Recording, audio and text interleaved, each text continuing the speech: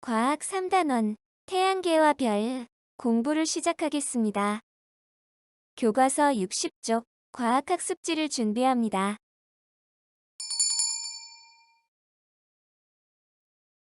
태양은 스스로 빛을 내는 항성 별입니다. 그렇다면 우주에는 태양과 같이 스스로 빛을 내는 별이 몇 개나 있을까요? 우주에는 셀 수 없을 정도의 별이 있지만 대부분은 너무 멀어 눈으로 볼 수 있는 건 약 6,000개 정도입니다. 하지만 절반 정도는 지구 반대편에 있고 또 지평선과 가까운 곳의 별은 지구의 대기 때문에 잘 안 보입니다. 그래서 맨눈으로 관측할 수 있는 별은 약 2,000개 정도라고 합니다. 공부할 문제. 오늘은 별과 별자리에 대해 알아보겠습니다. 공부할 내용. 먼저 별과 별자리의 의미를 알아보고 북쪽 하늘의 대표적인 별자리들을 관측해 보겠습니다.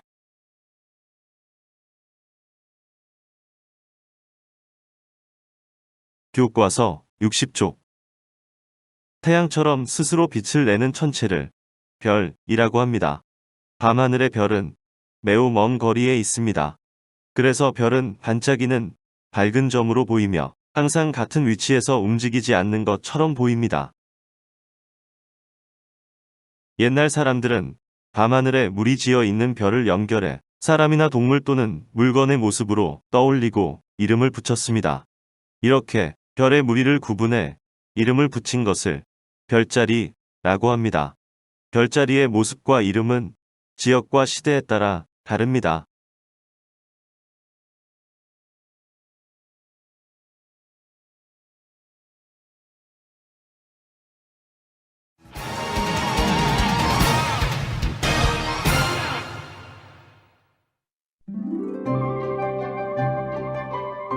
밤하늘에는 수없이 많은 별자리들이 있습니다.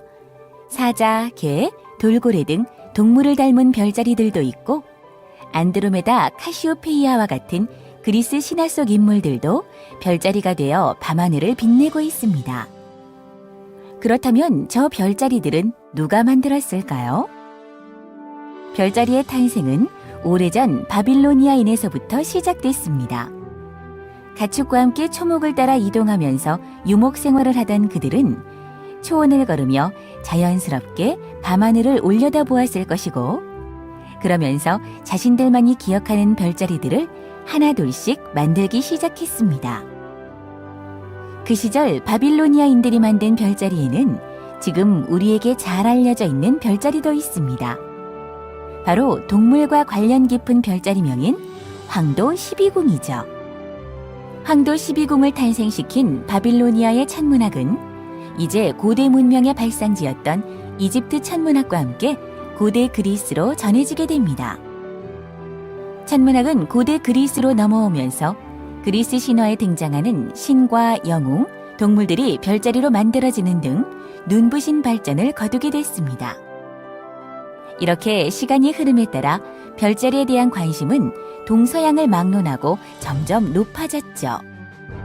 그런데 20세기 국제적인 교류가 활발해지면서 한 가지 문제점이 생겼습니다. 각 나라별로 별자리를 다르게 사용하고 있었기 때문이죠. 이런 문제점을 해결하기 위해 국제천문연맹은 1928년 황도 12궁을 포함한 88개의 별자리를 확정짓게 됩니다. 영상을 잘 보았나요? 사람들은 왜 별자리를 만들었을까요? 찾고 싶은 별을 별자리로 기억하면 쉽게 찾을 수 있기 때문입니다.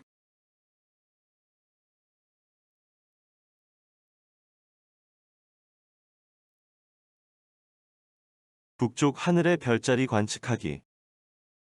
별자리를 관측하기 위해서는 먼저 별자리를 관측할 시각과 장소를 정합니다. 별이 보일 만큼 충분히 어두워진 시간에 주변이 탁 트인 곳이 별을 관찰하기 적합합니다. 나침반을 이용해 어느 쪽이 북쪽 하늘인지를 확인하고 별자리를 관측합니다. 그런데 도시는 주변에 불빛이 많아 충분히 어둡지 않기 때문에 관측이 어렵습니다. 그래서 프로그램의 도움을 받아보겠습니다.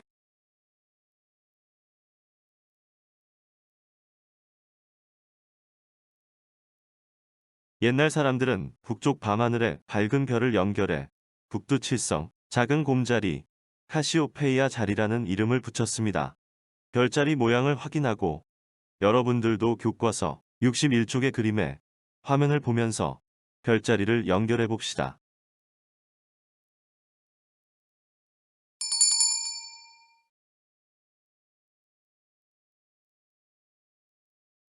같은 별을 보고 나라마다 생각한 별자리의 모양과 이야기가 다르기도 합니다.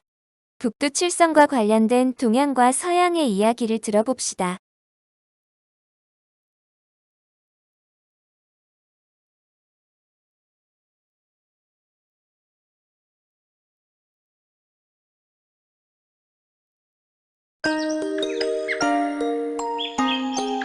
옛날 옛적 7명의 아들과 어머니가 살고 있었어요. 어느 날 갑자기 어머니가 병에 걸리고 말았어요. 칠형제는 매일 아픈 어머니를 걱정했어요. 아유, 저 산 너머 깊은 산속의 약수가 그렇게 용한가? 아, 글쎄 그렇다네. 칠형제는 물동이를 나눠지고 깊은 산속에 있는 약수터를 찾아갔어요. 얼마나 더 가야 해? 조금만 참아. 다 왔어. 칠형제는 정성껏 길어온 약수를 매일 어머니께 드렸어요. 며칠 후 어머니는 기운이 나기 시작했어요. 어머니, 좀 어떠세요? 아휴, 이럴 수가. 내 몸이 한결 가벼워졌구나. 고맙다, 내 아들들아. 아들들의 효심을 보고 하늘에 사는 옥황상제는 감동했어요. 너희들이 효심이 깊으니 세상 사람들이 기억할 수 있도록 별로 만들어주마. 사람들은 하늘에 반짝거리는 북두칠성을 보면서 칠형제의 효심을 생각하게 되었답니다.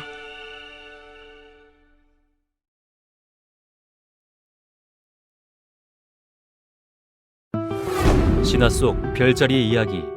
헤라의 질투로 곰이 된 여인 칼리스토. 큰 곰자리. 옛날 아르카디아에 칼리스토라는 아름다운 ним프가 살고 있었다.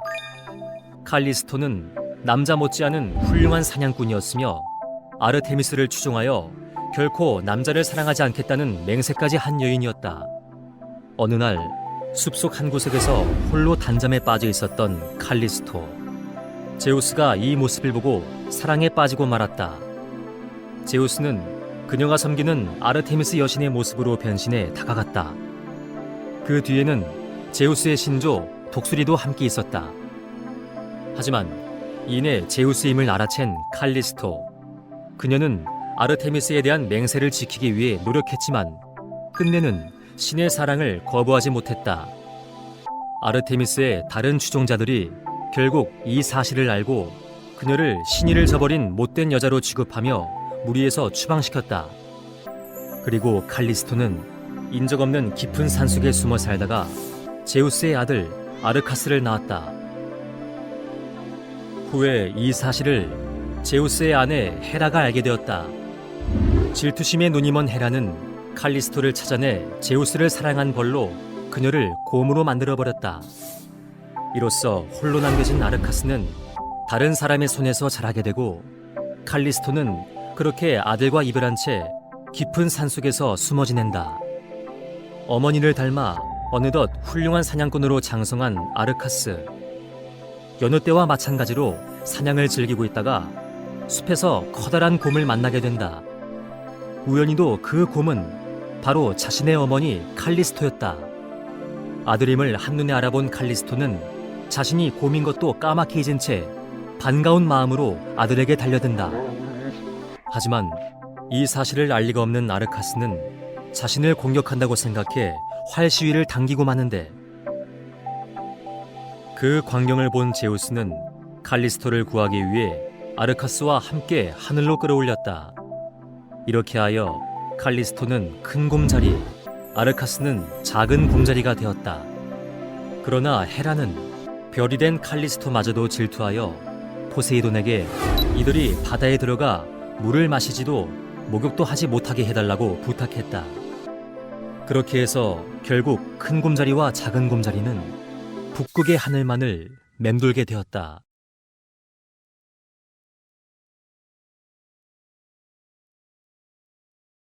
정리하기. 별과 별자리. 별은 태양처럼 스스로 빛을 내는 천체. 밤하늘에 물이 지어있는 별들을 가상의 선으로 연결하여 사람, 동물, 물건의 모습으로 떠올리고 이름을 붙여 별자리를 만듦. 북쪽 밤 하늘에서 볼 수 있는 별자리. 북두칠성, 작은 곰자리, 카시오페이아 자리. 다음 시간에는 밤하늘에서 북극성을 찾는 방법에 대해 알아보겠습니다. 별자리에 관심이 있는 학생들은 다른 별자리에 얽힌 이야기들도 더 알아보기 바랍니다. 수고했습니다.